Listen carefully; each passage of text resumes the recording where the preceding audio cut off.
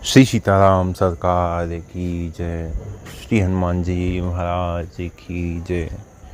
श्री गौरी शंकर भगवान की जय। श्री अयोध्या धाम की जय। श्री सरयू महारानी जी की जय। सब संतन की जय, सब भक्तन की जय। जय जय श्री सीताराम। आज राम सत्संग ग्रुप में शाम के समय एक भक्त ने एक प्रश्न किया था कि मुझे भय बहुत लगता है अपने पाप से।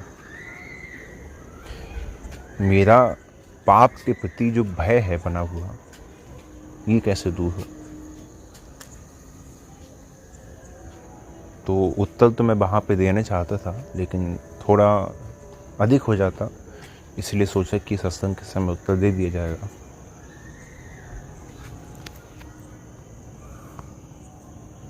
पाप से भयभीत होने से पहले हमें आवश्यकता है भगवान के स्वभाव को समझने की, कि भगवान के स्वभाव में कहीं पाप से भयभीत वाली बात या पाप से बचने वाली बात, कुछ ऐसी बात है कि नहीं है। भगवान के अंदर बहुत करुणा है, बहुत अधिक दया है ना। दया के सागर, करुणा सिंधु।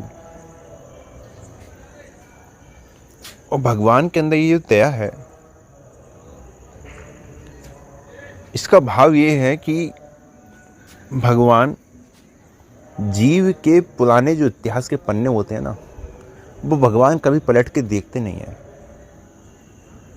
मतलब पहले हमने क्या किया, हम पहले कैसे थे, हमारा बर्ताव कैसा था, हमारा व्यवहार कैसा था, हम पुण्यात्मा थे, पापात्मा थे, कैसा आचरण करते थे।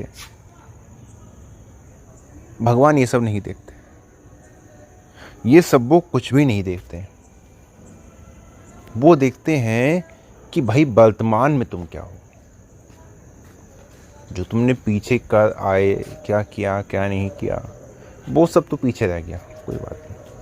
अब जब तुम मेरे पास आना चाहते हो, मेरी शरण में आना चाहते हो, नाम जप करना चाहते हो, भक्ति करना चाहते हो, तो वर्तमान में तुम क्या हो, हमें इससे मतलब है।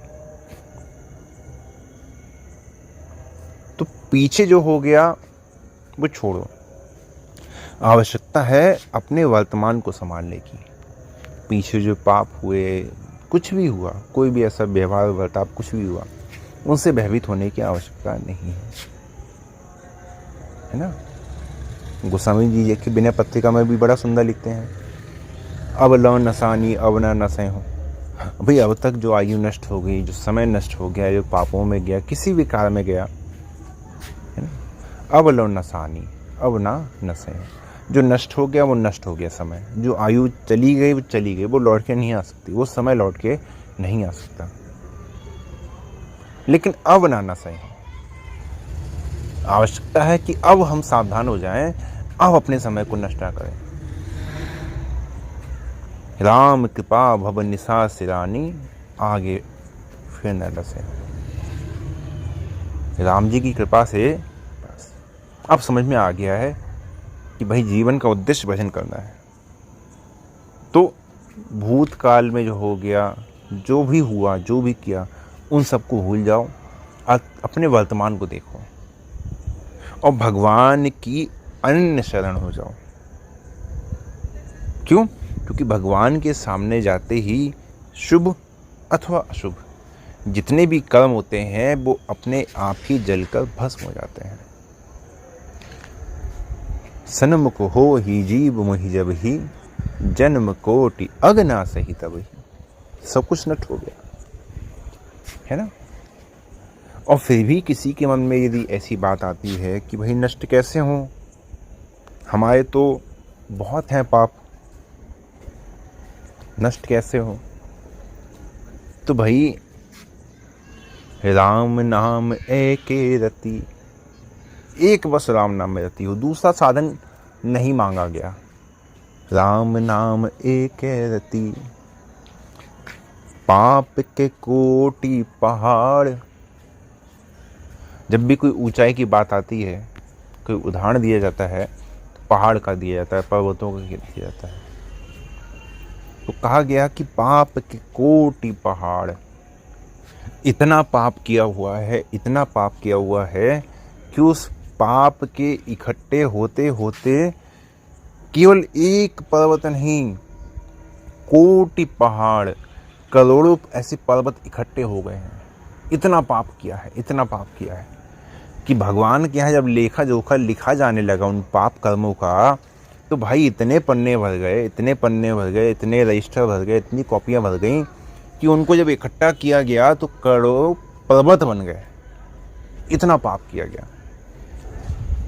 और इतने पाप करने के बाद भी हमसे क्या मांगा गया?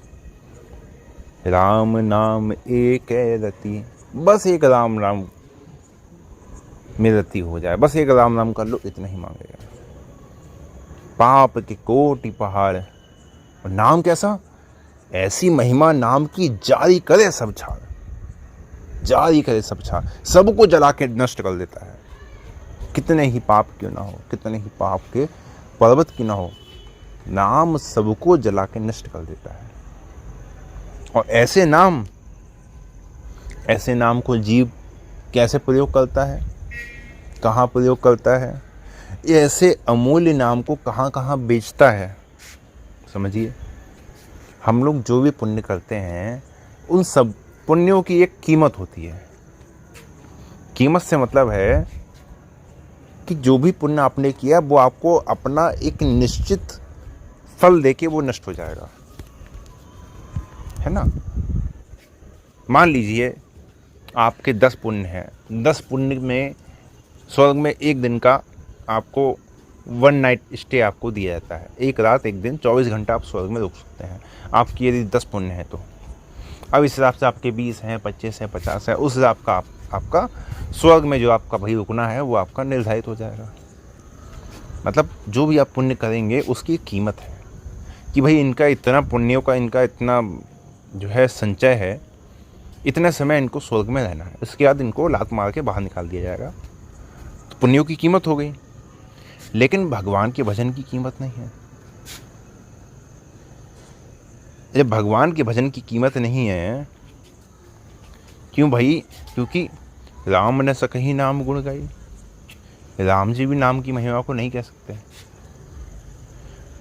तो भगवान के भजन की कीमत आजकल के भक्तों ने कैसी लगाई?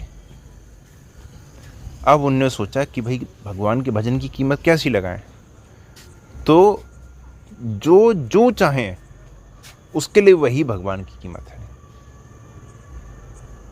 राम नाम की कीमत किसी शास्त्र में, किसी ग्रंथ में तो लिखी है नहीं कि इतनी राम नाम की कीमत है। अब किसी ने नाम के बदले भोग चाहा, भोग विलास, विषय विलास, किसी ने नाम के बदले वो चाहा, तो भाई नाम की कीमत उसके लिए वही हो गई, उसने उतने में ही नाम को बेच दिया। जैसे किसी के पास पास मणि है, अब वो पास मणि लेकर सब्जी वाले के पास गया, उसने कहा भाई ये ले लो और हमको 2 किलो आलू दे दो, ये पास मणि है, इसको लेकर 2 किलो आलू दे दो। उसने सोचा ये बढ़िया चीज़ मिल गई, ले भाई 2 किलो आलू ले जा, 2 की जगह 3 ले जा। किसी किराने की दुकान पर पहुंच गए, भाई 10 किलो आटा दे दो, 5 किलो चीनी दे दो, उसने भी खुशी खुशी दे दिया। लेकिन ना तो उस पास पत्थर की कीमत 2 किलो आलू थी, ना तो 10 किलो आटा थी। किसी सुनार के पास चला गया तो उसने 2-3 गहने दे दिए, चैन दे दी, अंगूठी दे दी, हाल दे दिया, लेकिन क्या इतनी कीमत है? भाई इतनी भी कीमत नहीं है। किसी और जमींदार के पास चला गया तो उसने कुछ ज़मीन, कोई मकान, कोई खेत, कई बीघे खेत नाम कर दिया, तो क्या नाम की इतनी कीमत है? इतनी तो कीमत नहीं है। लेकिन नाम की वही कीमत उसके लिए हो गई जिसने उसको जितने कीमत में बेच दिया। भोग विलास चाहे तो उतनी कीमत हो गई, है ना। भगवान के भजन का मूल भी आजकल भक्त अपने हिसाब से आंक लेते हैं। भगवान मुझे पुत्र दे दो, तो उसके लिए भजन की कीमत पुत्र हो गई। धन दे दो तो धन हो गई, संपत्ति वैभव दे दो तो वैभव हो गया। ऐश्वर्य दे दो तो ऐश्वर्य मिल गया, मान सम्मान बड़ाई दे दो तो भाई वो मिल गया। लेकिन जिसने जो मांगा उसको वो कीमत के अनुसार मिल भी गया, लेकिन आप क्या कहोगे, क्या वो फायदे में रहा? नाम के बदले कुछ भी प्राप्त करने के पश्चात भी वो फायदे में नहीं होगा। भाई आपको कोई पास पत्थर के बदले आपको कोई पूरा गांव का गांव, शहर का शहर, बिल्डिंगे माले सहित पूरी ज़मीन जायदाद सहित कोई आपको पूरा शहर का शहर दे दे, तो क्या उस पास पत्थर की बराबरी हो गई?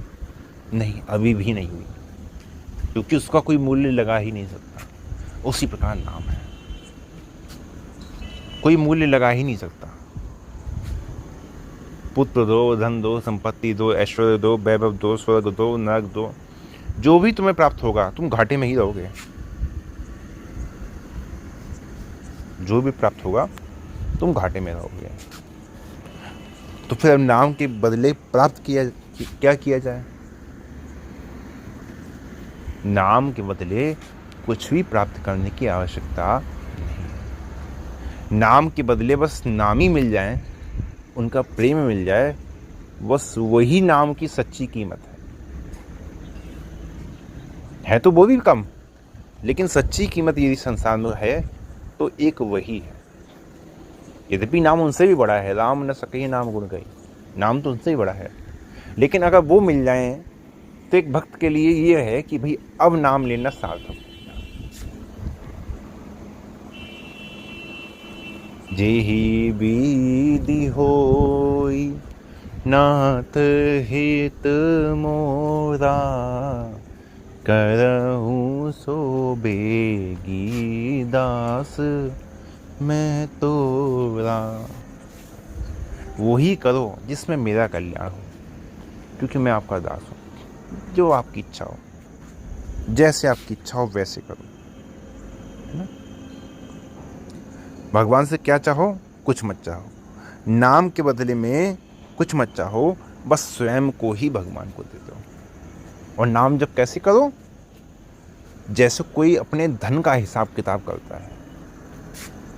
यदि कोई कमाने वाला है तो आज अगर वो 50 रुपये कमा रहा है तो कल को वो सोचेगा कि भाई 50 के 60 हो जाएं, 55 हो जाएं, 50 से 49 नहीं होने चाहिए, है ना? कुछ 2-4 रुपये बढ़े तब तो ठीक है, कम नहीं होने चाहिए। बस उसी प्रकार हमारा जो ये नाम रूपी धन है ना, यही वास्तव में भक्तों की असली कमाई है, और कोई भक्तों की असली कमाई नहीं है। यही जो नाम रूपी धन है ना, यही भक्तों की असली कमाई है। अब ये अपने सोचने वाली बात है कि भाई हम घाटे में रहे कि फ़ायदे में रहे। आज के दिन हमारी क्या कमाई हुई, कितनी कमाई हुई, कितना हमने कमा लिया, दिन भर में, महीने में, साल में, 2 साल में हमने कितना कमा लिया, कितनी हमारी कमाई हुई, और किसी दिन नहीं हुई तो कितना हमारा घाटा लगा। हिसाब रखना है तो इसका हिसाब रखो कि दिन प्रतिदिन बढ़ता तो रहे, घटना नहीं चाहिए, घटना नहीं चाहिए, इसका हिसाब रखो। नाम को ऐसे जपो कि भाई आज अगर 10 जपे हैं तो कल को 10 से ज़्यादा ही करने हैं। आज यदि 1 माला करी है तो कल को 2 माला तो करनी है। एक में संतुष्ट नहीं रहना है, बढ़ाओ। नाम की भूख, नाम का लोभ, है ना, नाम के प्रति लालच, नाम जब बढ़ना चाहिए, नाम जब होना चाहिए, क्यों नहीं हो रहा? होना चाहिए। जैसे कोई लोभी है ना, वो सोचता है कि पैसा बढ़ना चाहिए, कमाओ और कमाओ, बस उसी प्रकार। इस प्रकार से अपना नाम का भजन होना चाहिए। तो जो आज जो प्रश्न आया था भय वाला, तो देखिए भय करने की आवश्यकता नहीं है। सार यही है कि आप नाम पर विश्वास रखें, नाम के प्रति अनन्य विश्वास, कि मैं नाम जप कर रहा हूँ ना, यदि मैं नाम जप कर रहा हूँ तो फिर कोई भी भय से भयभीत होने की आवश्यकता नहीं है। कोई पाप, कोई ताप हमें स्पर्श भी नहीं कर सकता। क्यों? क्योंकि ऐसी महिमा नाम की, जारी करे सब झार। सब कुछ, सारे पाप ताप संताप सबको नष्ट करने वाली है नाम की महिमा। और नाम की महिमा ऐसा थोड़ी है कि तुमने भाव से जपा तो काम हुआ, बिना भाव से जपे तुम्हारा पाप नष्ट नहीं हुआ।